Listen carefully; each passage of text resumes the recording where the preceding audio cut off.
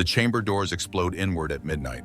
Gnaeus Cassius Aelianus stands frozen in the outer corridor, his hand gripping the marble door frame so tightly his knuckles My have gone lords, white. the time Through has the come opening, to he can see unite our 6 Praetorian houses. guards moving We with the stand practiced ready. efficiency of men who have Then killed let before. it be done. Their blades rise and fall in the Here lamplight. it is. Once, Careful, twice, it's fragile. 7 times. The symbols 14. match. The wet sound of Incredible. steel puncturing flesh echoes off stone Soldiers walls of that have Rome, witnessed the the time rise and has fall come! of emperors for 300 years. Emperor Decimus Vero Marcellus stopped screaming after the 9th strike. My fellow Aelianus is citizens, we 42 stand years at a old. pivotal He has served moment in Rome our for 25 history. years, rising Let us from common proceed with legionary wisdom and to unity. Praetorian prefect through merit loyalty, in the kind of brutal competence that turns farm boys into commanders. He has led men through Germanic forests where the trees themselves seem I to have hunger to for go Roman now, blood. my son. He has stood in the forum and Please received don't honors leave from the me. Senate. I'll be He has back dined with soon, I emperors and promise. senators. His children seated at tables where the wine cost more than most citizens earned in a year. 3 hours ago, a messenger arrived at his private quarters with a sealed letter. The wax bore the signet of Titus Flavius Valens, the frontier general currently stationed at Pannonia, with 3 battle-hardened legions at his back. Aelianus broke the seal with steady hands, expecting routine military correspondence.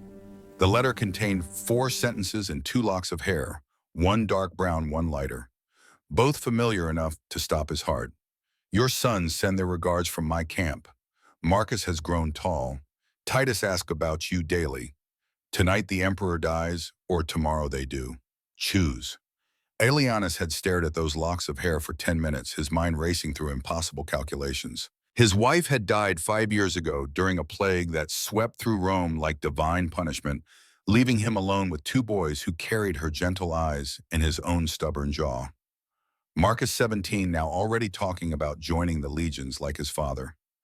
Titus 15, who preferred scrolls to swords and dreamed of being a scholar. Both currently hostages in a military camp 200 miles away, held by a man who commanded enough soldiers to march on Rome itself if he chose. The calculations had been simple, brutal, final. Betray the emperor he had sworn to protect, or watch his sons die screaming in some Pannonian ditch while he stood powerless in Rome. He had made his choice. Now he watches through the doorway as the emperor's blood spreads across white marble in patterns that look almost artistic in the lamplight. The 6 guards turn toward him, breathing hard, their armor splattered with evidence of what civilized men become when law and conscience fall away. They are waiting for orders, waiting for him to tell them what happens next in this carefully orchestrated nightmare. Aelianus steps into the chamber. His boots make soft sounds against stone. He avoids looking directly at the body, but his peripheral vision catches details anyway. Vero's eyes are still open. His mouth forms a small circle of surprise, as if death came as an unexpected guest rather than an invited executioner. The Praetorian prefect has killed men before. In battle and training accidents, once in a duel over an insult he cannot even remember now. But those deaths came hot, fueled by adrenaline and the immediate press of survival. This is different.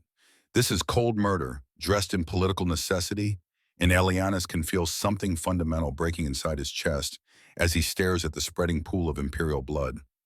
Tribune Quintus Fabius stands near the far wall, his face carefully blank. Quintus has served beside Aelianus for 20 years, long enough to read the prefect's moods like weather patterns. Long enough to know that something is profoundly wrong tonight, beyond the obvious horror of regicide. Clean this, Aelianus hears himself say. His voice sounds distant, as if someone else is speaking through his mouth. Make it look like fever. Natural causes. No visible wounds when the priests examine him. The guards exchange glances. One of them, a young centurion named Gaius, opens his mouth as if to question the order, then thinks better of it. They have gone too far now for questions. The moment those blades entered imperial flesh, they committed themselves to a path that ends in either absolute power or absolute destruction. Strip the bedding. Aelianus continues, his mind moving through the necessary steps with mechanical precision. Burn it in the courtyard furnaces. Wash the body. Dress him in clean robes. I want him positioned as if he fell asleep and simply never woke.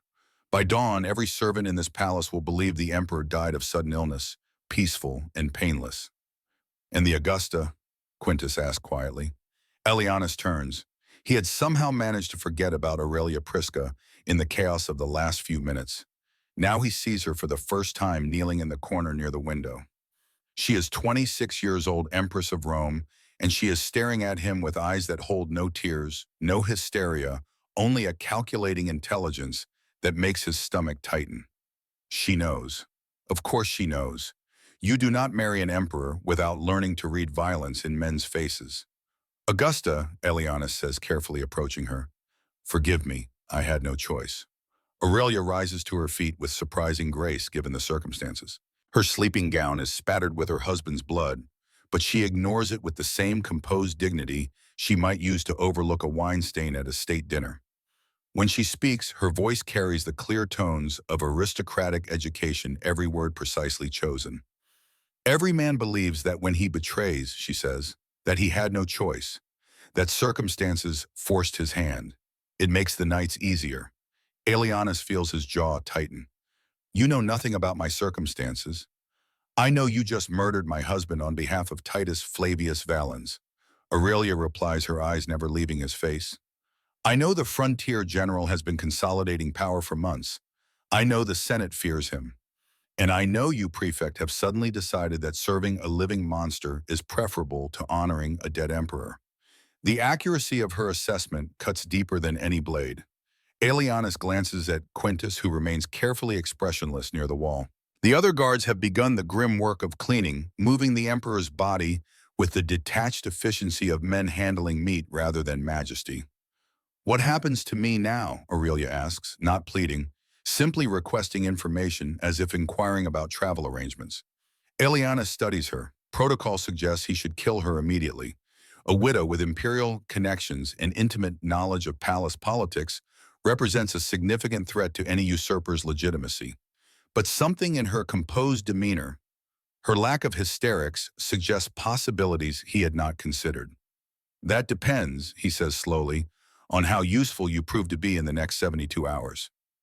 Aurelia tilts her head slightly. 72 hours until Valens arrives with his legions. You are well informed.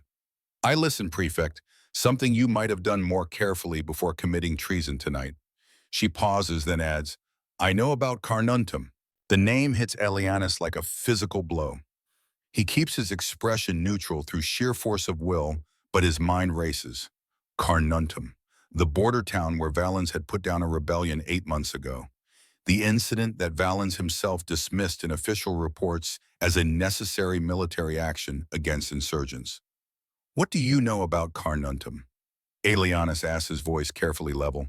I know that my late husband kept very detailed records, Aurelia says. Files on governors, senators, military commanders. And yes, files on frontier generals who execute surrendered Roman citizens after promising them mercy. 340 people, prefect. Men, women, children, alone Roman citizens, all killed on Valens' direct order after they had laid down their weapons. Aelianus feels the temperature in the room drop despite the warm night air filtering through the windows. If what Aurelia is saying is true, if Varro had documented evidence of Valens committing what amounts to a war crime against Roman citizens, then the man Aelianus just enabled to seize the throne is even more dangerous than he had imagined. Where are these files, he demands. Aurelia smiles a small, humorless expression. That, prefect, is what makes me useful. I know where every scroll, every tablet, every piece of damning evidence my husband collected over 3 years is hidden. I know which senators plot rebellion, which governors steal from the treasury, which Praetorian officers accept bribes. Her eyes lock onto his, and I know exactly what Valens did at Carnuntum, with witness testimony and documentation that would turn the Senate against him within hours if it were made public. The implications crystallize in Aelianus's mind with brutal clarity. He had thought he was making a simple, if terrible, choice. Betray one emperor to save his sons and serve another. But Aurelia's offering him a glimpse of a far more complex game, one where information becomes currency and survival depends on knowing which secrets to reveal and which to bury. What do you want? He asks. My stepdaughter, Aurelia says immediately, Claudia Marcellina, 16 years old, innocent of any political machinations. I want your guarantee that your men will not touch her, that she will not become entertainment for Praetorians who believe they have earned rewards for tonight's work. The request is specific enough to be genuine. Elianis had been a soldier long enough to know what happens when armed men believe themselves beyond consequence. The interregnum, the lawless void between one emperor and the next, has historically been Rome's darkest hours for anyone without power to defend themselves. There are protocols, he begins. Protocols? Aurelia interrupts, her voice hardening, written by men who never had to fear being dragged through corridors by soldiers who believe conquest extends to human flesh. I want your word, Prefect, your binding oath as a Roman officer. Claudia and the women of this household will not be touched. Aelianus thinks of his own daughter, dead 3 years now in the same plague that took his wife. He thinks of Marcus and Titus held hostage by a man who kills citizens after they surrender. He thinks about the kind of man he used to be before tonight, before impossible choices turned honor into a luxury he could no longer afford. You have my word, he says quietly. Any man who enters the women's quarters without written authorization from me personally will be flogged publicly and expelled from the guard. I will make an example of the first violator to ensure the message is clear. Aurelia searches his face for signs of deception, then nods slowly. Then I will show you where my husband's archive is hidden, all of it, including the files that could destroy Valens, the files that could destroy you, and the files that might be the only reason either of us survives the next 3 days. She moves toward the door with surprising confidence for a woman who has just watched her husband murdered. Aelianus follows, signaling for Quintus to remain and supervise the cleanup. As they step into the corridor, he can hear distant sounds from deeper in the palace. Raised voices, the crash of something heavy hitting a wall. The Praetorians are spreading through the building like a disease, and he has, perhaps, minutes to establish control before chaos becomes catastrophe. This way, Aurelia says, leading him through passages she knows far better than he does, despite his years of service. They pass servants who press themselves against walls, eyes downcast instinctively, understanding that power has shifted and survival now depends on invisibility. They pass storage rooms where doors hang open, contents spilling onto marble floors as guards search for valuables or simply destroy things because they can. Near the women's quarters, Elianus sees 2 Praetorians standing guard outside Claudia's door.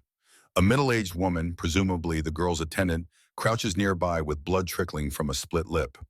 When she sees Aurelia, she starts to rise, then freezes as one guard drops his hand to his sword. Elianus feels rage kindle in his chest, a welcome heat after the cold numbness of the last hour. He strides forward, his voice cutting through the corridor with the authority of 25 years commanding men. Stand away from that door. The guards turn and recognize him, snap to attention. One of them, a centurion named Lucius, meets his eyes with barely concealed insolence. Prefect, we were just securing the area, making sure no one tries to flee or cause problems. By striking an unarmed woman, Aelianus steps close enough to see his reflection in Lucius's polished breastplate. By positioning yourselves outside a child's bedroom like wolves circling prey. The men were promised rewards, Lucius says carefully, after what we did tonight, after the risks we took.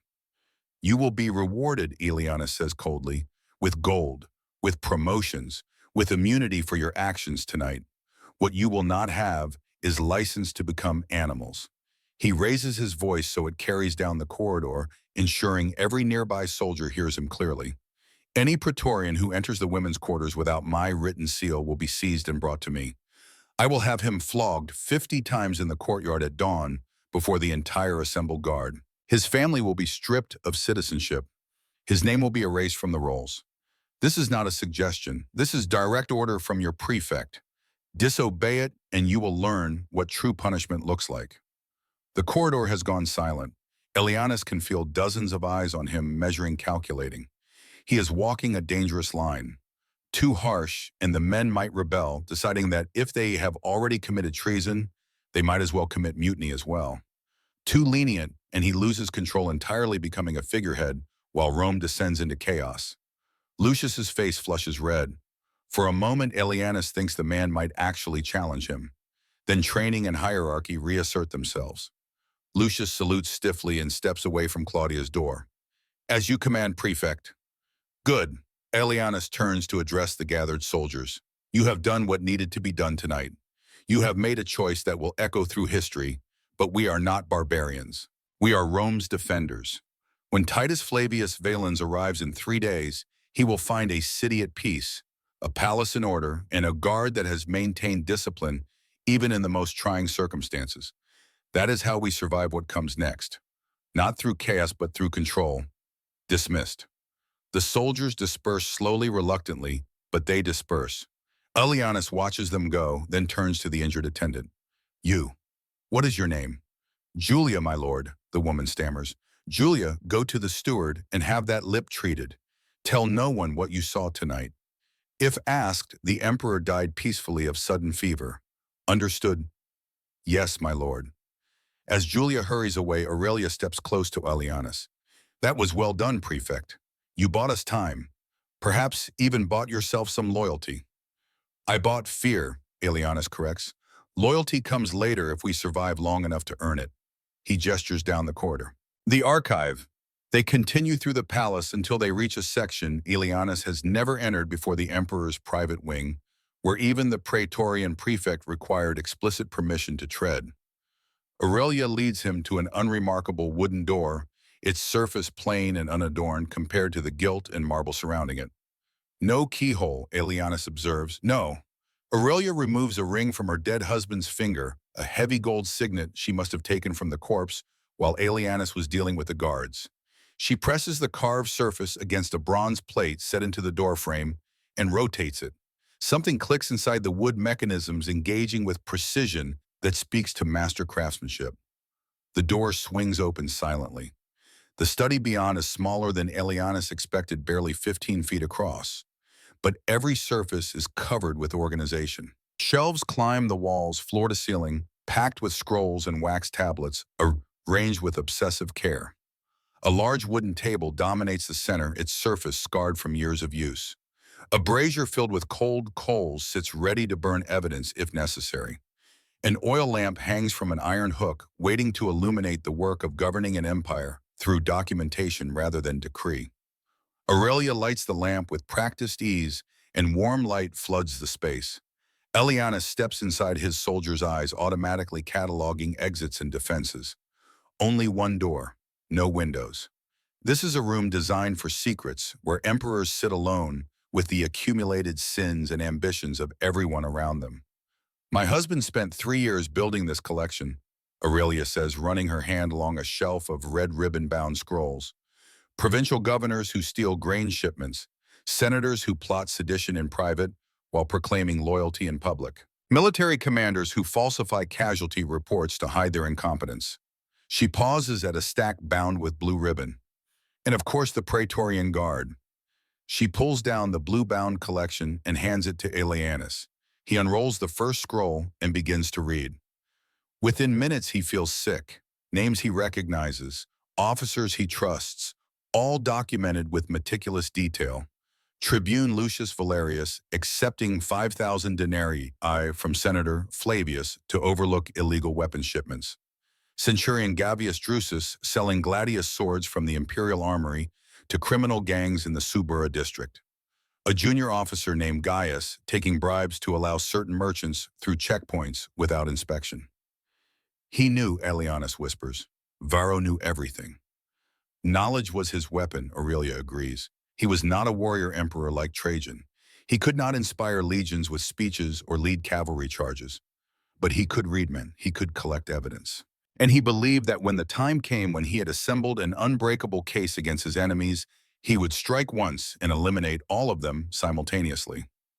But he waited too long. He waited too long, Aurelia confirms, and Valens moved first. She crosses to the far wall to a section that looks like blank wooden paneling. Her fingers trace along the carved molding until she finds a particular groove. She presses. Another click.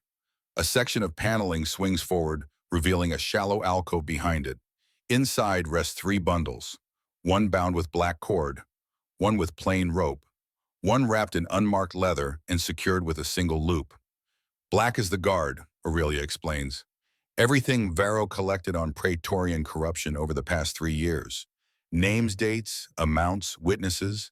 Enough to purge half your officer corps and send dozens of men to execution or exile. She taps the second bundle. Plain rope is the Senate. Which families plot against which? Who accepts bribes from foreign kings? Who meets in secret to discuss replacing the emperor? The kind of information that could shatter political alliances that have endured for generations. Finally, her hand rests on the unmarked leather bundle. And this is Carnuntum. Elianus reaches for it with hands that have begun to tremble slightly. He unrolls the leather carefully. Inside is a detailed report written in the precise script of a military scribe, followed by several pages of testimony and a list of names. He reads, 8 months ago, the town of Carnuntum on the Danube frontier rebelled against increased taxation. The rebellion was minor, poorly organized, led by locals who had no real military training. Within a week, Titus Flavius Valens arrived with 2 cohorts and surrounded the town. The rebels sent out negotiators, older men carrying symbols of peace, offering to surrender if Rome would show mercy. Valens met with them personally, gave his word as a Roman officer that any rebel who laid down arms and swore new loyalty to the emperor would be pardoned. The next morning, 340 people assembled in the town square. Men, women, children, elderly, all Roman citizens born under the protection of Roman law. They surrendered their weapons. They knelt. They swore their oaths. Valens had them executed, every single one saw him. He told his soldiers it was necessary, that leaving witnesses to rebellion would inspire others, that harsh lessons prevented future problems. The report includes testimony from Centurion Marcus Antonius, who witnessed the executions and filed a formal protest. Valens threatened Antonius with court-martial for insubordination, but ultimately allowed him to live, calculating that one dissenting voice buried in military bureaucracy would never be heard. Varro had heard it, had investigated, had compiled witness statements, testimony from survivors who escaped documentation from local officials who counted the bodies, had built an ironclad case that Titus Flavius Valens, frontier hero, was also a war criminal who murdered Roman citizens after promising them mercy. Elianus finishes reading and carefully rolls the report closed. His hands have stopped trembling, replaced by a cold clarity that feels almost like calm. He has spent the last 3 hours believing he was making a terrible choice to save his sons. Now he understands he has helped elevate a monster to the throne of Rome. The witness list, he says quietly, Centurion Marcus Antonius. He is still alive. Still serving, Aurelia confirms. Currently stationed with your own guard, 2nd cohort, I believe. Elianus closes his eyes. Marcus Antonius. He knows the man. A good soldier. Honest. The kind of centurion who would file a protest report even knowing it could end his career. And now that man serves directly under the Praetorian prefect who just helped the man Antonius testified against seize absolute power. If Valens learns Antonius is alive, Elianus says, he will hunt him down. Aurelia finishes. Kill him. Kill his family. Eliminate every witness on that list. She pauses. Unless we protect them. We, Aurelia repeats firmly. You need me, prefect. I am the only person who knows where every piece of evidence is stored, which files matter and which are meaningless, who can be trusted and who will betray you the moment Valens offers them a better deal. And I need you. I need you to keep Claudia safe. Keep the women of this household safe. And yes, keep me alive long enough to see some form of justice come to the man who murdered surrendered citizens. Elianus studies her in the lamplight, 26 years old. She should be weeping or screaming or catatonic with shock. Instead, she stands in her blood-stained gown, negotiating alliances like a seasoned politician. He wonders what kind of woman Varro married, what strength she had to develop to survive in the viper's nest of imperial politics. What are you proposing, he asks. A partnership, Aurelia says. You burn the files that threaten you. You use the files that threaten your enemies. You consolidate control over your guard using the leverage my husband collected. And in return, you protect me, Claudia, and the witness testimony about Carnuntum.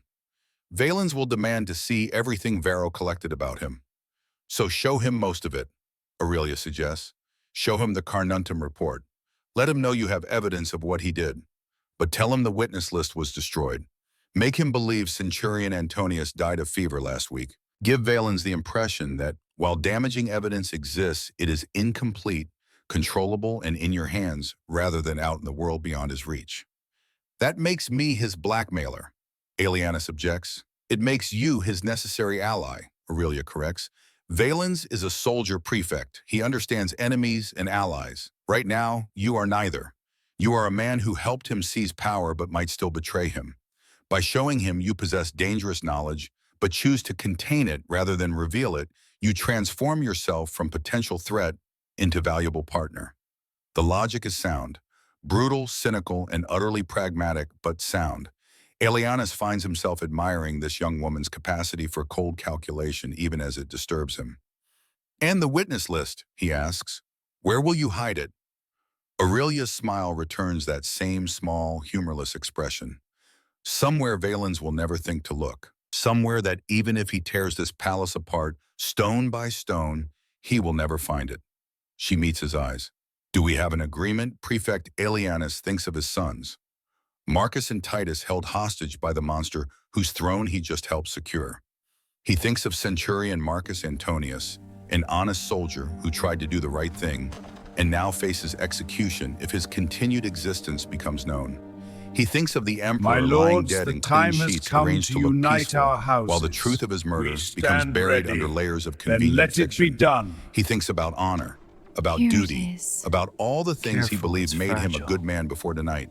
Then he pushes those thoughts away because good men do not survive when empires change hands in blood. The time has come! "We have an agreement," he says. "Show me everything." They spend the next 2 hours going through the archive. Aurelia pulls down scrolls with the practiced ease of someone who has navigated this collection before explaining what each bundle contains and recommending which files Aelianus should preserve versus destroy. The provincial governors are first. Aelianus barely glances at the names before feeding the scrolls to the brazier, which Aurelia has lit with coals brought from the hallway. Please don't leave These men me. mean nothing to him, and Valens will want to appoint his own loyal administrators anyway. The senatorial files are more valuable. Aelianus separates them into 3 piles: those who might support Valens and thus should be destroyed to win their gratitude, those who will oppose him and thus should be preserved for blackmail, and those whose positions are unclear and merit further investigation. It is dirty work reducing men's lives and careers to political calculus, but Aelianus has already crossed too many lines in tonight to balk at adding this one. The Praetorian files are painful. He recognizes most of the names. Some are officers he despises whose corruption he has suspected but lacked proof to address. Others are men he considered friends whose betrayals feel personal and deep.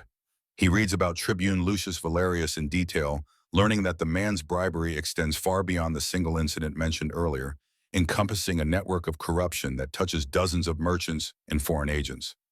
This one, Aelianus says, tapping Lucius's file, he needs to be removed. Immediately. Execution, Aurelia asks. No, too visible. I will give him a choice. Voluntary retirement with disgrace or court-martial with execution. He will choose retirement, which means he disappears quietly without creating a martyr or triggering loyalty responses from other corrupt officers. In this one, Aurelia indicates a file on Centurion Gavius Drusus, the arms dealer. Aelianus considers, Drusus is corrupt, yes, but he is also competent and ambitious. The kind of man who can be controlled if you hold the right leverage. I keep him, turn him into an informant. His life in exchange for reporting on other officers. He becomes my spy inside the guard, motivated by pure self-preservation. They continue through the night building an architecture of leverage and control. For every file Aelianus burns, he preserves 2 more. By dawn, he will know more about his own guard than any prefect in history, and that knowledge will be the foundation of his power in whatever regime emerges from this chaos. Finally, they reach the Carnuntum file again. Aelianus reads it more carefully this time, noting every detail. The witness list includes 12 names. Centurion Marcus Antonius is first, but there are others. Scribes who recorded the executions, local freedmen who buried the bodies, soldiers who participated but later expressed regret. I will protect Antonius. Aelianus decides. Transfer him out of Rome before Valens arrives. Send him to Germania with orders that keep him far from the new emperor's attention. And the others? Aurelia asks. I will need to find them, scatter them, make sure none of them are in positions where Valens might accidentally discover their existence. He pauses. But the list itself, the written record of their names and locations, that needs to disappear completely. Aurelia nods. I will take care of it. How? She gives him a look that suggests the question is impertinent. Do you trust me to keep my end of our agreement, Prefect?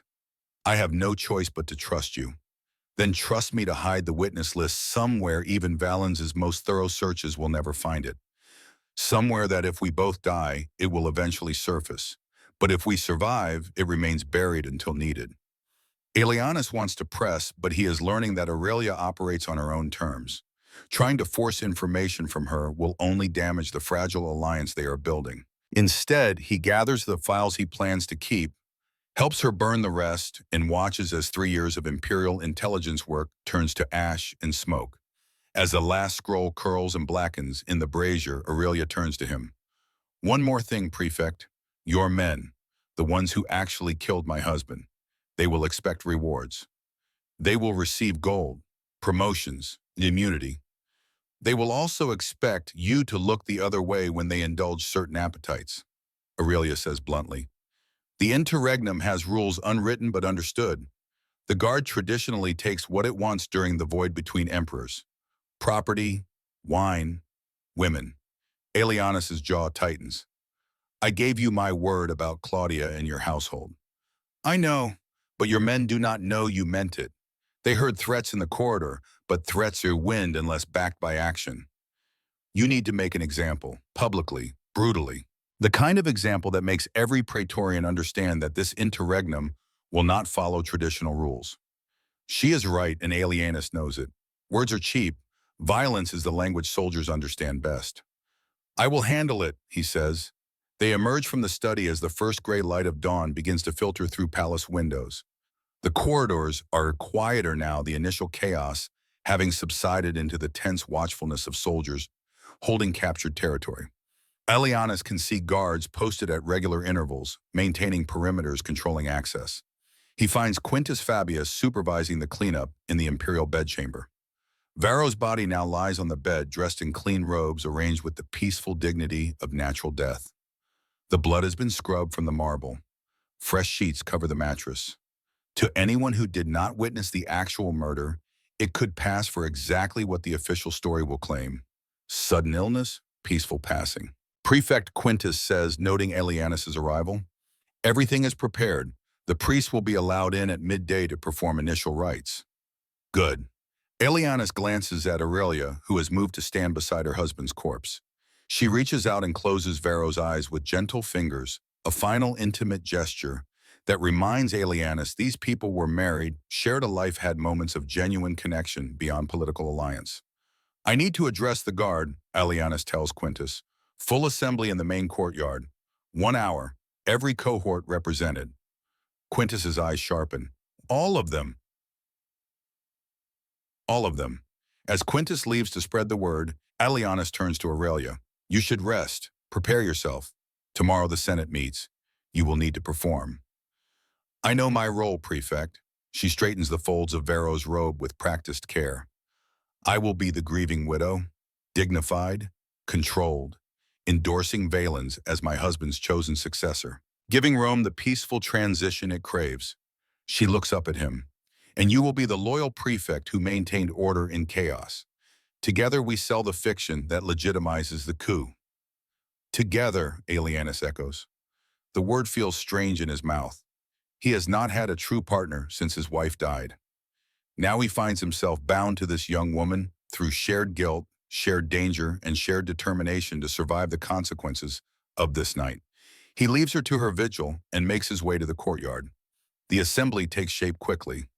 9 cohorts of Praetorian guards, 4,500, of Rome's supposedly finest soldiers arrange themselves in precise formations. The rising sun catches on armor and spear points, turning the courtyard into a field of gold and steel. Aelianus climbs to the raised platform where emperors traditionally address the guard. He stands alone, no advisors, no protection, just one man facing thousands who have committed treason on his orders. The morning air smells of sweat and metal, and the smoke from burning evidence still drifting from palace windows. Praetorians, he begins, his voice carrying across the courtyard with the projection learned from years of battlefield commands. Last night we made history. We chose the future of Rome over blind loyalty to a failing emperor. We chose strength over weakness. We chose survival over sentiment. The assembled soldiers remain silent, but he can feel their attention, their hunger for validation, for someone to tell them their actions were righteous rather than criminal. But let me be absolutely clear about something. Aelianus continues, his tone hardening. We are not conquerors. We are not barbarians. We are Rome's defenders, and we will act like it. I have heard rumors this morning. Whispers of soldiers who believe the interregnum grants them license to take what they want, to violate the sanctity of the imperial household, to treat this palace like a captured city where law no longer applies. He lets the silence stretch, building tension. Those rumors end now. Any man who enters the women's quarters without written authorization from me personally will face immediate and public punishment. Any man who lays hands on palace servants, who destroys property without cause, who behaves like a barbarian rather than a Roman soldier, will answer directly to me. Movement near the third cohort catches his eye. A centurion named Sergius is stepping forward, breaking formation. Aelianus recognizes him as one of the men who was loitering outside Claudia's door the night before. The man's face is flushed, whether with anger or shame, Aelianus cannot tell. "Prefect," Sergius calls out. "With respect, the men were promised rewards. We risked everything last night." "And you will be rewarded," Aelianus replies. "When Titus Flavius Valens enters this city in 3 days, he will distribute a donative, gold, 3 years' wages for every soldier who helps secure his path to the throne. You will be rich men. You will have your pick of promotions. You will have immunity for your actions last night. What you will not have is permission to become the animals." Sergius hesitates, clearly weighing whether to push further. Then his eyes drop to something behind Aelianus. Following his gaze, Aelianus sees Quintus standing in the shadows, a coiled whip in his hands. "You were in the corridor last night," Aelianus says to Sergius, his voice dropping to a deadly calm. "Outside the door of a 16-year-old girl. What exactly were you planning, Centurion?" The courtyard has gone absolutely silent. 4,500 men hold their breath. "I was securing the area, Prefect," Sergius says, but his voice wavers. "You were violating my direct order. You were demonstrating exactly the kind of behavior I will not tolerate." Aelianus descends from the platform and walks directly towards Sergius. The soldiers part before him like water. When he reaches the centurion, he stops close enough that only Sergius can hear his next words. "I am giving you a choice. Strip your rank insignia and walk out of this courtyard a civilian. Never return to Rome, or remain in uniform and face the consequences of disobedience." Sergius's face works through several emotions: fear, anger, calculation. Finally, he reaches up with trembling hands and begins removing the decorations that mark his rank. "Wise choice," Aelianus says quietly, then louder, addressing the entire assembly. "But wisdom comes too late." He signals Quintus, who steps forward with the whip. 2 guards seize Sergius before he can react, forcing him to his knees and tearing the tunic from his back. 20 lashes, Aelianus announces. "For every man who contemplates violating my orders, watch carefully. This is what mercy looks like." The whip cracks. Sergius screams. The assembled Praetorians watch in rigid silence as their former comrade pays the price for pushing boundaries too far. Aelianus forces himself to watch every stroke, every welt that rises on pale skin, every cry of pain. This is his doing, his choice, his method of maintaining control through fear and example. When it is finished, Sergius lies slumped between the guards, barely conscious. Aelianus gestures for them to drag him away. "Let this be the first and last time I need to make this demonstration," he tells the assembled cohorts. "We serve Rome.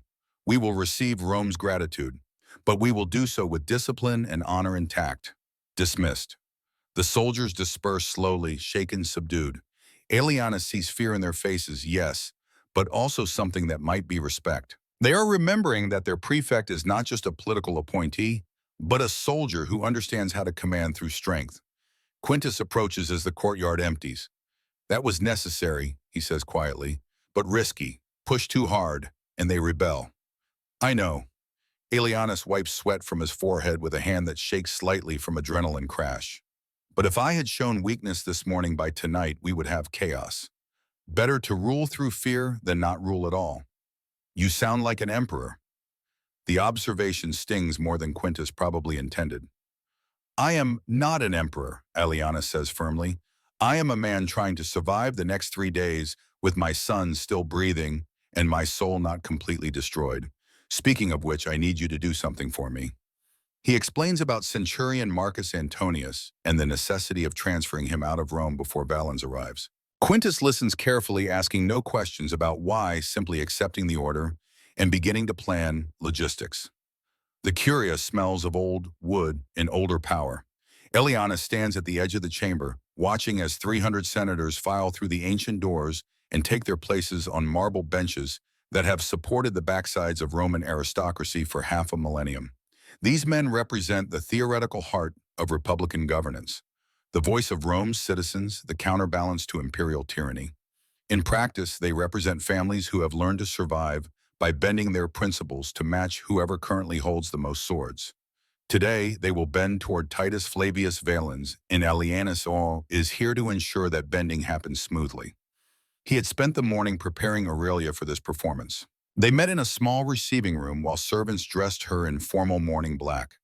Her face veiled her movements, practiced to project exactly the right mixture of grief and dignity. She had listened to his instructions with the calm focus of an actress learning her lines, asking sharp questions about which senators to make eye contact with, when to pause for maximum dramatic effect, how to use silence as a weapon of persuasion.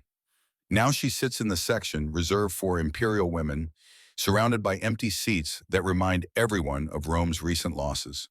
Her posture is perfect. Her hands rest folded in her lap. Only Elianus, who knows what to look for, can see the tension in her shoulders, the slight tremor in her fingers quickly suppressed. The senior consul, Marcus Antonius Severus, rises to address the assembly. He is 70 years old, a survivor of 6 different emperors, a man whose political instincts have been honed across decades of watching colleagues get exiled or executed for backing the wrong faction. His voice carries surprising strength for someone so ancient. Conscript fathers. Severus begins using the formal address that pretends these men were somehow chosen by divine will, rather than accidents of birth and accumulated wealth. We gather in sorrow and necessity. Emperor Decimus Varo Marcellus, ninth of his name, has departed this life. Sudden illness took him in the night. The palace physicians were summoned, but the Bruce had already claimed him. He died peacefully, we are told, without pain, a mercy for which we must be grateful. The lie flows smoothly from Severus's lips, and Aelianus wonders how many similar lies this man has told over his long career. How many convenient deaths has he helped legitimize? How many times has he stood before this body and transformed murder into natural causes, treason into patriotic necessity? Severus continues, in times such as these, Rome requires steady leadership. The frontier remains troubled. Barbarian tribes press against our borders. Pirates infest the shipping lanes. Our citizens look to us, to this august body, to ensure that the transition of power proceeds with order and dignity. Code words, all of them. Troubled frontiers mean the legions might rebel if handled poorly. Pirates mean the grain supply could be disrupted. Citizens looking to us means the mob might riot if they sense weakness. Every senator in this room understands a subtext. Do not rock the boat. Do not ask difficult questions. Survive. The Augusta Aurelia Prisca has requested permission to address this body, Severus says. As the late emperor's widow, as a woman of distinguished family, and as one who witnessed his final hours, she brings testimony that may comfort us in this dark time. He gestures toward Aurelia. She rises with the slow grace of someone moving through thick water, her veil obscuring her face, her movements suggesting deep sorrow barely contained. When she speaks, her voice is soft enough that the senators must lean forward to hear, creating the illusion of intimacy of confession shared among trusted allies. Conscript fathers, Aurelia begins, I thank you for permitting me to speak in this sacred place. I come before you not as empress, for that title died with my husband, but as a widow seeking to honor his final wishes. She pauses. Elianus can see shoulders relaxing throughout the chamber. She has framed herself as subordinate, non-threatening, a woman who knows her place. It is masterful manipulation disguised as grief. The emperor fell ill shortly after sunset, Aurelia continues. He complained of head pain, of fever. The physicians were summoned. They did what they could, but the illness progressed with terrible speed. Within hours, he could barely speak. He asked for the priests. He asked for me. In his final moments of clarity, he spoke of Rome, of duty, of his fear that instability might follow his death. Her voice catches just slightly, just enough to sound genuine. He named Titus Flavius Valens, the general who has served Rome with distinction on our northern frontier. He said, "Tell the Senate I trust him. Tell them Rome needs a soldier's strength in these troubled times. Tell them I chose him." The lie is perfect because it contains elements of truth. Varro probably did fear instability, probably did recognize that Rome responds better to military strength than civilian weakness. The fiction that he chose Valens becomes plausible because it aligns with logic even as it obscures the reality of blades and blood. Aurelia sits. The chamber remains silent for a long moment. Then Severus speaks again. The Augustus testimony honors her late husband and guides our path forward. I propose this body formally recognize Titus Flavius Valens as emperor, acclaimed by the late ruler in his final wisdom, supported by the Praetorian Guard, and confirmed by this Senate's vote. Hands rise throughout the chamber, not all of them. A handful of senators, either too old or too stupid to understand the stakes, keep their hands down. But the overwhelming majority vote yes, and that is all that matters. Rome's fiction of republican legitimacy has been satisfied. Aelianus watches Aurelia carefully as the vote concludes. She does not smile, does not show satisfaction, simply bows her head in acknowledgement and maintains the posture of grieving widow. But as she turns to exit the chamber, her eyes meet his for just a moment, and he sees the sharp intelligence behind the veil. They have done it. Sold the coup as natural succession, given Valens the legitimacy he needs to rule without immediate civil war. Bought themselves time to navigate whatever comes next. After the Senate disperses, Aelianus finds Quintus waiting in one of the curious side chambers. His old friend looks troubled. "The men are talking," Quintus says without preamble, "about the flogging this morning, about your orders regarding the palace. Some think you did the right thing. Others think you are being too rigid, too demanding. They risked their lives last night. They expected rewards." "They will get rewards," Aelianus says, "when Valens arrives, when the donative is distributed. But if I let them run wild now, Valens will see a city in chaos and a guard that cannot be controlled. He will replace me immediately, and then all of us become expendable." "I know, but knowing does not make the men less restless." Quintus hesitates, then adds, "There is something else. A message came from Pannonia this morning. Sealed, marked urgent."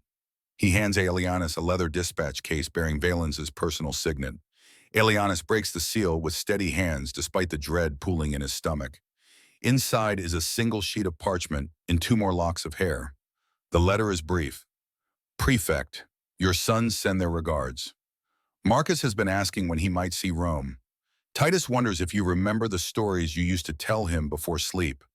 I have assured them both that family reunions are forthcoming, assuming all proceeds smoothly. They are my honored guests. I would hate for anything to happen to them. Expect my arrival in 3 days. Ensure the city remains calm. Valens." Aelianus stares at the locks of hair, one dark brown, one lighter, both fresh enough that they were cut within the past few days. A reminder, a threat, a demonstration that Valens holds Aelianus's entire world in his hands and can destroy it whenever he chooses. "Bad news," Quintus asked quietly. "My sons." Aelianus's voice sounds distant even to his own ears. Valens sent another reminder that he holds them. In the evening, as the sun turns the Tiber golden, Aelianus receives a message. The Pontifex Maximus requests an audience. He says it concerns the emperor's funeral rites. The temple of Jupiter dominates the Capitoline Hill, like a god made manifest in stone and gold. Aelianus climbs the steps as the last light fades from the western sky. Inside, the temple's vastness swallows sound and individual significance. Pontifex Maximus Gaius Cornelius waits near the altar. He is 65 years old, bent slightly with age, but still possessing the sharp awareness that comes from decades of navigating Rome's spiritual and political currents. His robes are immaculate white, marked with the purple trim that denotes his elevated rank among the priesthood. "Prefect Aelianus," Gaius says in greeting, "thank you for coming. I know these are difficult days." "Everything is difficult now, Pontifex." Aelianus glances around the temple's interior. "You wanted to discuss the emperor's funeral." Among other things, Gaius gestures toward the side chamber where they can speak privately. Once inside with the door closed, the priest's demeanor shifts. The gentle spirituality drops away, replaced by the calculating intelligence of someone who has survived Rome's dangers as long as he has by knowing when to speak and when to stay silent. I prepared Emperor Vero's body this afternoon, Gaius says. Along with my senior priests, we performed the ritual cleansing, changed his garments, prepared him for public viewing. Aelianus waits. There is more coming. He can hear it in the priest's careful tone. The emperor's wounds were expertly concealed. Gaius continues, someone had cleaned the body thoroughly, arranged the clothing to hide marks of violence. But we are trained to examine the dead prefect. We found evidence of multiple blade strikes, defensive wounds on the hands, the kind of injuries that suggest he was awake in fighting when he died. The admission hangs between them like a blade poised to fall. Aelianus considers his options. Deny everything and have the priest become an enemy, threaten him and risk turning a neutral observer into an active opponent, or trust that a man who has survived 65 years in Rome's power structure might understand pragmatism better than principle. What do you intend to do with this knowledge? Aelianus asks carefully. That depends, Gaius replies, on what happens next in this city, on whether the new regime proves itself worthy of service or reveals itself to be something that requires opposition. You would oppose an emperor. I would oppose a tyrant. Gaius corrects. There is a difference. Emperors govern. Tyrants destroy. I have served 5 different rulers, prefect. Some good, some terrible, most somewhere between. I have learned to recognize the warning signs. Titus Flavius Valens is a war hero, Aelianus says, though the words taste like ash in his mouth. He has defended Rome's frontiers with distinction. He also massacred surrendered Roman citizens at Carnuntum, Gaius says quietly. The statement freezes Aelianus in place. How does the priest know who told him the witness list is supposed to be hidden? The files are destroyed or secured. My lords, the time has come to unite our to houses. We Gaius stand sees ready. the shock on Aelianus' Then let face it be done. and allows himself a small smile. Here it is. You are wondering how I learned about Careful, it's Carnuntum. fragile. The answer is The simple. symbols match. One of the men killed there was my Incredible. great-nephew, Lucius Soldiers Cornelius, of Rome, the a good time boy, has come. 23 years old, married 6 months before he died. His wife received a letter from the Legion saying My he died fellow in combat. citizens, we Honorable stand at a death, pivotal military moment in our funeral, history. pension provided. Let us proceed But you with learned wisdom differently. and unity. I learned the truth, Gaius says, that Lucius Cornelius died unarmed on his knees after surrendering under promise of mercy. That Titus Flavius Valens looked him in the eye and ordered him I have to executed go along now, with my son. 339 other Please Roman don't citizens. leave me. The priest's I'll voice be hardened. back soon. So I no promise. prefect, I will not automatically support Rome's new emperor. Not until I understand what kind of man now sits on the throne, and whether there are people in positions of power willing to constrain his worst impulses. Aelianus meets the old man's eyes. In them he sees pain and anger carefully controlled, channeled into the kind of cold determination that can outlast empires. This is not a priest who will be intimidated or bought. This is a man who has lost family and wants something that resembles justice, even if justice must wear the mask of political calculation. I cannot bring back your great-nephew, Aelianus says. I cannot undo what Valens did at Carnuntum, but I can tell you this. There are people who know the truth about that massacre, people who are protecting the evidence, keeping it safe until the moment is right to reveal it. Not now, when doing so would only bring more death and chaos, but someday, when Valens feels secure enough to show his true nature, when the timing serves something other than his interests. Who are these people? Gaius asks. I am one of them, Aelianus admits. The Augusta Aurelia is another. We have formed an alliance of necessity. We keep each other alive. We preserve the evidence, and we wait for the moment when truth can emerge without destroying everyone around it. Gaius considers this for a long moment. You asked me to be patient. I ask you to be strategic, Aelianus corrects. Valens arrives tomorrow with 3 legions. If you speak out now, he will have you killed and your temple stripped of influence. Your voice will be silenced.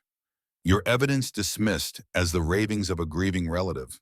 But if you wait, if you help us maintain stability while building the case against him, Then when the moment comes, your testimony will carry the weight of the empire's highest priest rather than one man's vendetta. It is a good argument, pragmatic and realistic. Gaius seems to recognize its value even as he clearly wishes for something more immediate, more satisfying. How long must I wait? As long as necessary, Aelianus says honestly. Months, perhaps years. I have sons who are hostages to Valens's mercy. I cannot move against him until they are safe. But I swear to you, Pontifex, the evidence of Carnuntum will not be destroyed. It will be preserved, and when the time comes, it will be used. Gaius walks to the chamber's small window and stares out at the darkening city. The Augusta, he says.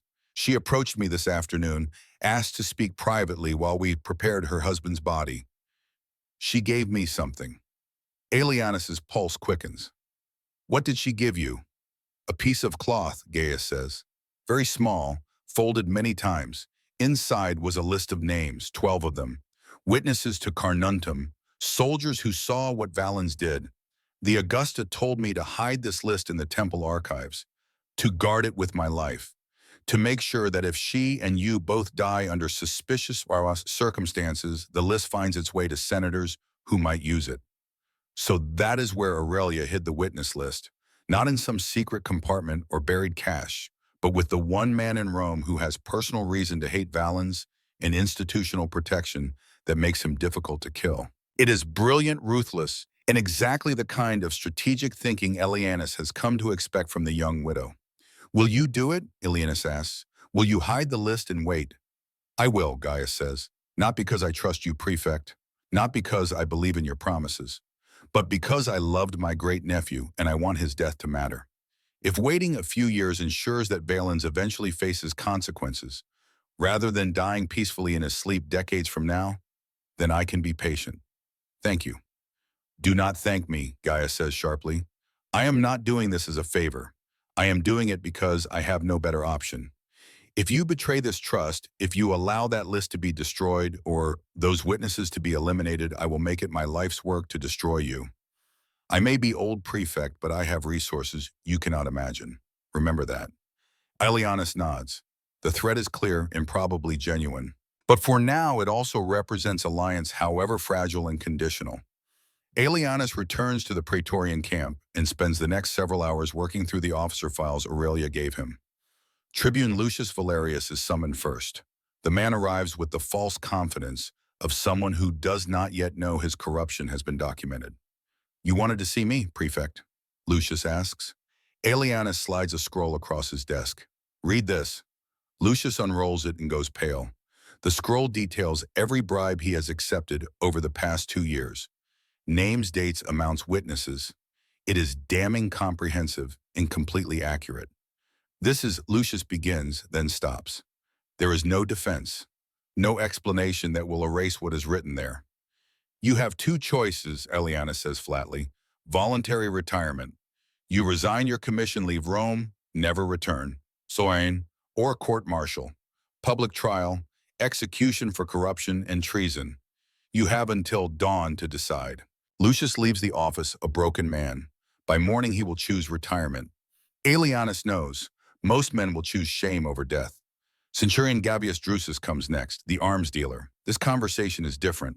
Aelianus needs Drusus functional and loyal in a way that mere fear cannot guarantee. You have been stealing from the imperial armory, Aelianus states. No preamble, no softening. Drusus considers denying it for about 3 seconds, then realizes it would be pointless. Yes, Prefect. Why toil?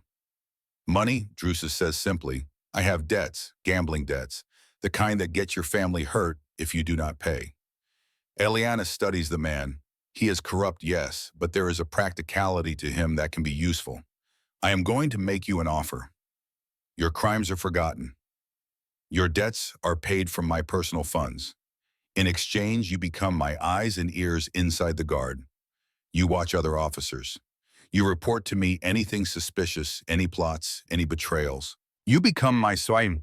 And if I refuse, Drusus asks, then I turn you over to Valens when he arrives and tell him you are planning to steal weapons to arm a rebellion against his rule.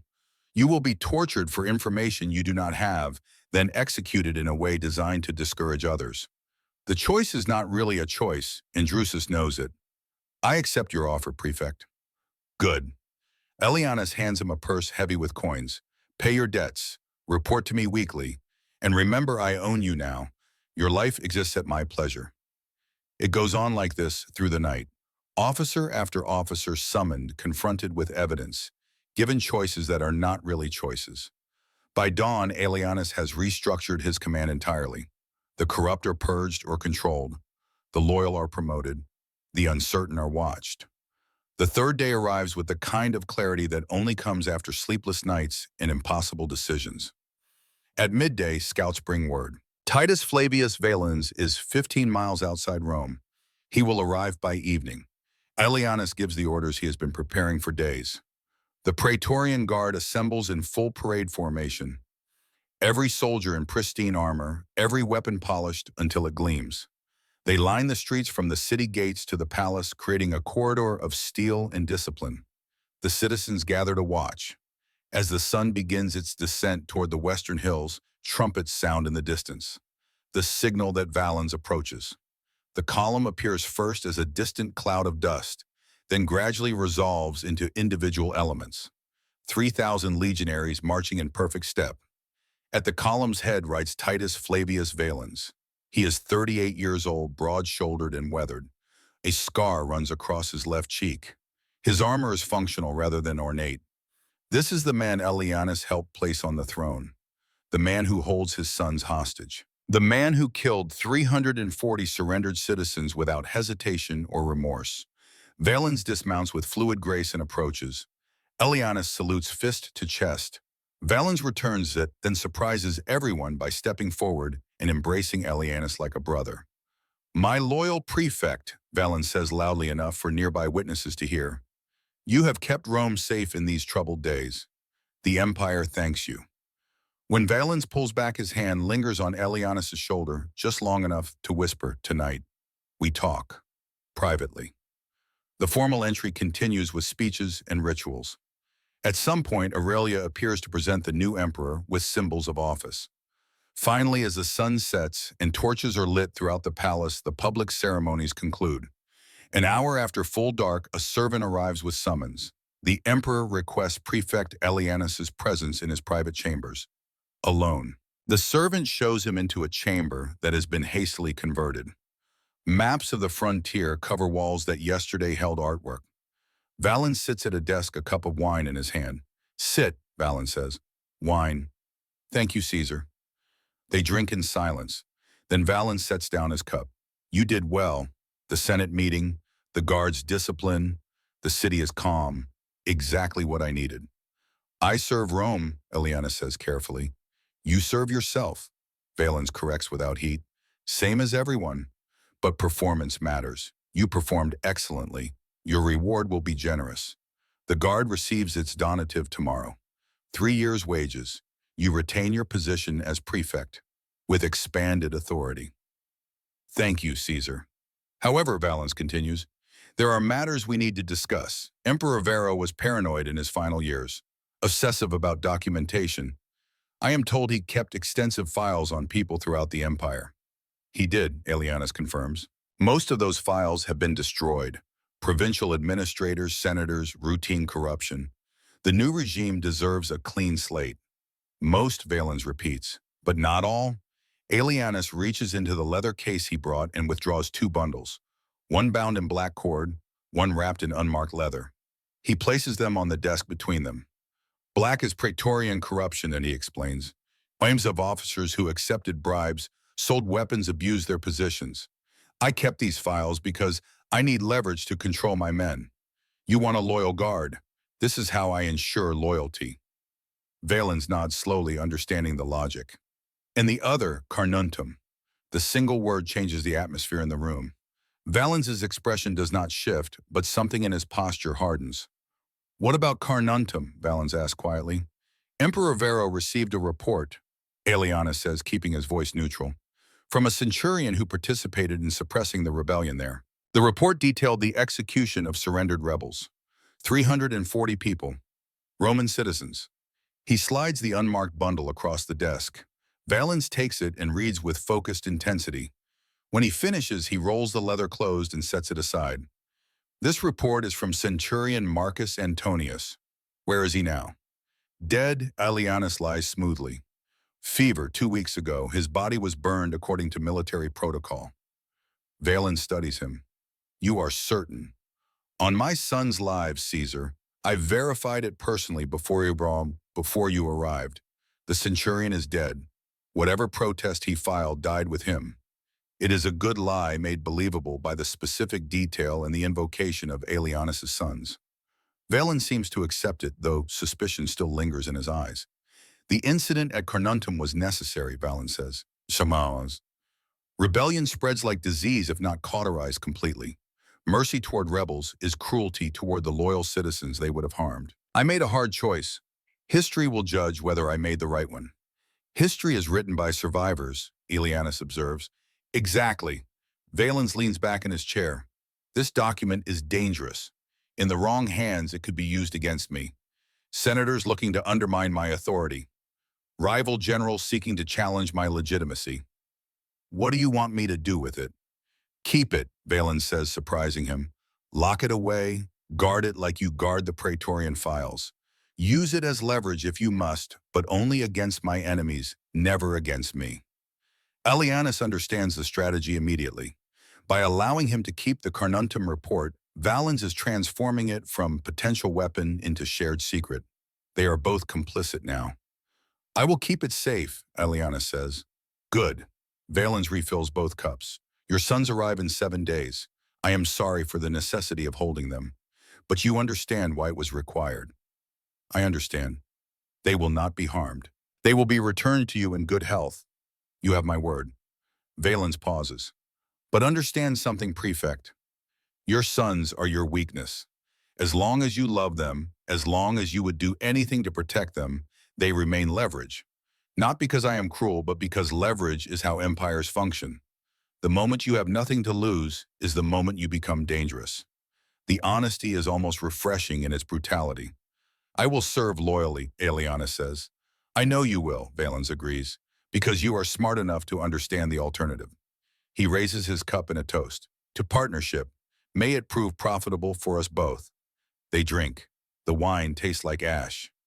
7 days later, Aelianus stands at the city gates watching a small military escort approach. His hands are steady despite the hurricane of emotion churning in his chest. Quintus stands beside him, a solid presence, offering silent support. The wagon stops. An officer dismounts and salutes. Prefect, delivering your sons as ordered by Emperor Valens. The canvas parts. Marcus climbs out first, 17 years old and looking older than when Aelianus last saw him. His face is thinner. His eyes carry new shadows. But he is a live whole moving with the careful control of someone who has learned not to show weakness. Titus follows 15 in trying desperately to maintain the same stoic facade as his older brother, but failing when he sees his father. The boy's composure cracks. He runs the last few steps and crashes into Aelianus with enough force to nearly knock them both over. Aelianus catches him, arms closing around his younger son, with a fierceness that makes his ribs ache.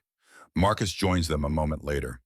For a long moment, Aelianus holds both boys, feeling their breathing, their warmth, the simple proof that they exist and are here. Father, Titus whispers, we thought you might not come. I would burn Rome to ash before I abandoned you, Aelianus says quietly. Eventually they pull apart. Marcus has bruises fading to yellow on his ribs. Titus limps slightly. They were not tortured, but they were not treated gently either. Did they hurt you, he asks. Nothing permanent, Marcus says carefully. Inside Aelianus' quarters, the boys collapse onto furniture with the boneless relief of people who have been holding tension for weeks. What happened? Aelianus asked quietly. We were at the estate. A military escort arrived. Said you had requested we visit the frontier. It sounded plausible. You had talked about taking us to the border someday. We were halfway to Pannonia before we realized something was wrong, Titus adds. The officers stopped being polite, started talking about us like cargo.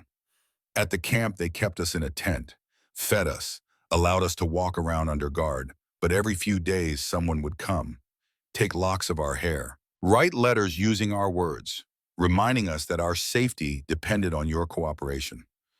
Did you know, Titus asked, did you know they were using us against you? Aelianus could lie, but his sons deserve honesty. I knew, he admits. Valens sent me a letter, told me you were his guests, made it clear that if I did not help him seize power, you would die. So I helped him. I betrayed the emperor I was sworn to protect. I committed treason. I did it because I could not bear the thought of losing you both. The admission hangs in the air. Marcus absorbs it with careful neutrality. Titus looks stricken. We forced you to become a traitor, Titus says quietly. No. Aelianus moves to kneel before both boys. You did nothing. This was done to you and to me by a man who understands that love is the sharpest weapon anyone can wield. If I had a choice between honor and your lives, I would choose your lives every single time. Do you understand? Every time? But now we are free, Marcus says, though his tone suggests he suspects otherwise. Now we are home, Aelianus corrects carefully, which is not quite the same as free. Valens released you as a demonstration that he rewards loyalty. But he will be watching us, all of us, and if I ever become inconvenient or threatening, he knows exactly how to hurt me again. He sees them understanding dawn in Marcus's eyes. They are not hostages in the literal sense anymore, but they remain leveraged nonetheless. What do? Marcus asks. We survive, Aelianus says. We act grateful. We perform loyalty. We wait for the moment when things shift, when Valens makes enemies or overreaches or shows weakness. And if that moment comes, we are ready to act. Later that night, after the boys have fallen into exhausted sleep, a servant brings a wooden box, small, ornately carved, sealed with wax. Inside, wrapped in silk, is a finger bone, still wearing a ring that Aelianus recognizes. It belonged to a Praetorian centurion named Gaius Antonius, one of the men who questioned Valens's authority. Beneath the bone is a note in Valens's precise handwriting, your sons as promised, healthy and whole. Remember what they mean to you. Remember what I can reach if necessary. Your devoted emperor. The message is clear. Obey and your sons remain safe. Disobey and their bodies will come back in pieces. The weeks that follow settle into uneasy routine. Valens consolidates his rule with efficient brutality. Governors who supported Varro too vocally are replaced. Senators who question the transition face financial investigations. The Praetorian Guard receives its promised donative. Aelianus performs his role perfectly. He attends imperial councils. He provides security for state functions. But privately, he continues building his network using Varro's files. His sons adapt to life in the Praetorian camp. Marcus begins training with the soldiers. Titus spends hours in the camp's library reading military histories. In Tuscany, Aurelius sits in a villa overlooking vineyards. 2 weeks have passed since Valens decreed that the late emperor's widow should retire to this country estate. Claudia, now 17, settles onto the bench beside her. How long will he keep us here? Claudia asks. As long as we remain useful alive and not dangerous dead, Aurelia says. She has been honest with her stepdaughter, calculating that understanding brings strength. A messenger arrives bearing a letter from Aelianus. The message is encoded. The bird has flown means Centurion Marcus Antonius has been successfully transferred to Germania. The old tree still stands means Pontifex Gaius continues to guard the witness list. 2 saplings return to the garden means Aelianus' sons have been released. Aurelia feeds the message to the brazier. The prefect's sons are being returned, which means Valens feels secure enough to make gestures of generosity. Over the past weeks, Aurelia has been writing letters reaching out to old contacts, building a network of people who might remember she exists when Valens eventually overreaches. We wait, Aurelia tells Claudia. We cultivate connections. We trust that somewhere in Rome, people are guarding the evidence that will matter when the moment comes. 6 months into Valens's reign, Centurion Marcus Antonius in Germania requests permission to visit family in Rome. The request is denied, but the fact it was made triggers alarm in Aelianus' mind. Aelianus orders Antonius transferred again, this time to Britannia, the farthest edge of the empire. Whispers reach Aelianus that senators have been meeting privately. Aelianus shares this with Valens. Names Valens demands. Within a week, 3 senators face corruption charges. 2 flee. The 3rd commits suicide. It is a demonstration of how Valens deals with dissent. Swiftly, brutally, permanently. 1 year and Valens summons Aelianus late at night. The emperor is disheveled eyes carrying the wild look of someone who has not slept in days. The Senate grows restless, Valens says. I hear whispers. I need the guard more united than ever.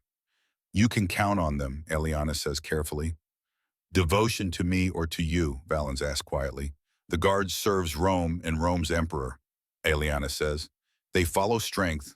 You have demonstrated strength. But they obey you, Valens presses. You have built something in that guard. I am not certain it entirely serves my interests. I built what you needed, a disciplined force. If you doubt that, test it. I have already tested it, Valens says. 3 weeks ago, I approached Tribune Tiberius, suggested he might consider a promotion if he could provide intelligence about your activities. He reported the conversation to you immediately, then asked if I was testing his integrity or genuinely concerned about your loyalty. What did you tell him? That I was satisfied with, he answer. Valens pours wine. You have built well, Prefect. Perhaps too well, but for now I need what you have built. You can trust that I understand where my sons sleep, Eliana says bluntly. The naked honesty seems to satisfy Valens. Then we understand each other, but know that I am watching.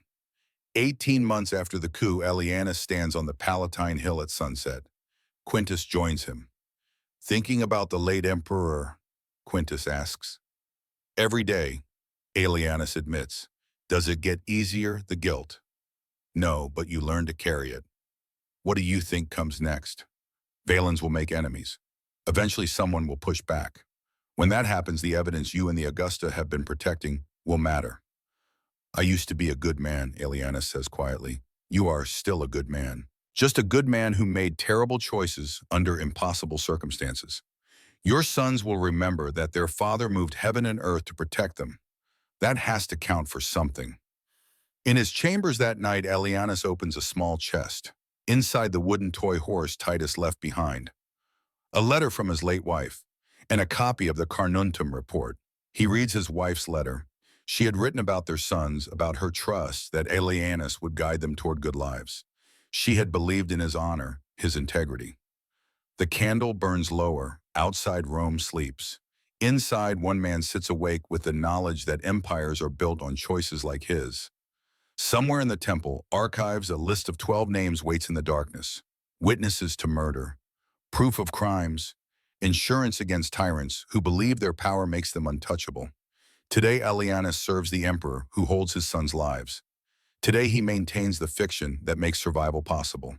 Today, he endures, and tomorrow he will endure again, because that is what fathers do. Epilogue. 4 years pass. Valens rules with military efficiency, but paranoia grows. He purges governors and generals for imagined crimes. In year 4, a conspiracy forms. 20 senators, 8 generals, all arrested, all executed within a week. But in his purge, Valens kills a general beloved by his troops. Veterans who served under him for 20 years begin to question, to whisper. The doubt spreads through the frontier legions. These conversations reach Aelianus. He shares them with Valens as he must, but he also begins to see the outline of possibility. 4 years and 3 months in Valens summons Aelianus at midnight. The Pannonian legions are restless. Their commander, General Decimus Flavius, sends reports that are too careful. I think he is planning something. Take a cohort, arrest Flavius, bring him back for trial. It is a test. General Flavius is beloved by his men, Aelianus says carefully. If I arrest him without clear evidence, the legions might rebel. Then manufacture evidence, Valens snaps. Flavius is a threat. He must be eliminated. I will handle it, Aelianus says. He does not go to Pannonia. Instead, he sends a coded message to Flavius. The emperor plans your arrest on manufactured charges. You have 1 month. Choose carefully. It is treason. If discovered, it means execution for Aelianus and his sons. But Aelianus has reached his limit. 4 years of serving a tyrant. 4 years of watching good men die for imaginary crimes. Flavius does not submit. He marches his legions to the border and waits. Valens chooses force. Civil war begins. The war lasts 7 months. Thousands die. Rome grows restless. And in the chaos, Pontifex Gaius makes his move. He approaches conservative senators, shows them the witness list, explains that Valens built his reputation on lies and war crimes, provides names of soldiers who can testify. The senators calculate, realize that if Valens wins this war, his paranoia will only intensify. They make their choice. While Valens is occupied with Flavius, the Senate quietly passes a resolution. Not a rebellion, simply a declaration that the evidence of war crimes at Carnuntum requires investigation. It is brilliant political theater. The Senate is not opposing Valens directly. They are simply upholding Roman law. But the effect is devastating. Legions fighting for Valens begin to question whether they want to die protecting a war criminal. The war grinds to a stalemate. Valens returns to Rome after 8 months, his forces depleted, facing a Senate that has rediscovered its spine. He summons Aelianus one final time. "You knew," Valens says quietly, "about the Senate, about the witnesses. You knew they would surface." "I knew evidence existed," Aelianus says carefully, "and you protected it, kept it hidden until the moment it would hurt me most. I should execute you, your sons, everyone connected to this betrayal." "You could," Aelianus agrees, "but the Senate would use it as further evidence of tyranny. The Guard would question whether they want to serve an emperor who kills his most loyal prefect. And Flavius would march on Rome knowing your regime is fracturing." "So what do you propose?" "Abdication," Aelianus says. "Announce that the strain of war has broken your health. Name a successor acceptable to both Senate and legions. Retire to a comfortable villa. Live out your years in peace. And if I refuse, then the investigation proceeds. Witnesses testify. The Senate strips your legitimacy. You are arrested, tried, executed. Your family is disgraced. Your name becomes a warning in history." Valens stares at him. Then quietly, "When did you stop being mine?" "When you sent me the finger bone," Aelianus says. "When you made it clear my sons would never be safe as long as you ruled." 2 days later, Valens announces his abdication. Ill health and the needs of Rome, a carefully chosen successor, a peaceful transition. Valens retires to Campania. He will live 3 more years, then die. In his sleep at 41, Aelianus remains Praetorian prefect for 2 additional years. Then, sensing his presence reminds too many people of uncomfortable truths, he requests retirement. He takes his sons and retreats to a small farm outside Rome. Aurelia lives to 54, dying peacefully in Tuscany. Claudia marries a senator and builds significant influence using her mother's political networks. The witness list to Carnuntum remains in the temple archives for 30 years. Then during renovations, workers discover a sealed container. Inside, 12 names, 12 witnesses, 12 truths preserved beyond the lifespans of the men they incriminate. Gnaeus Cassius Aelianus dies at 68, surrounded by his sons and grandchildren. His funeral is well attended. Veterans speak of his service with respect. The new emperor sends condolences. No one mentions the emperor he helped murder, the coup he enabled, the tyrant he served and eventually destroyed. Instead, they remember the prefect who maintained order during troubled times, who served Rome with dedication, who retired with honor. It is a comfortable lie. Like most lies about power, it contains just enough the truth to be believable. And somewhere in the darkness between what happened and what history records, the ghost of a good man who made terrible choices rests with the knowledge that his sons lived. Rome survived, and sometimes that has to be enough.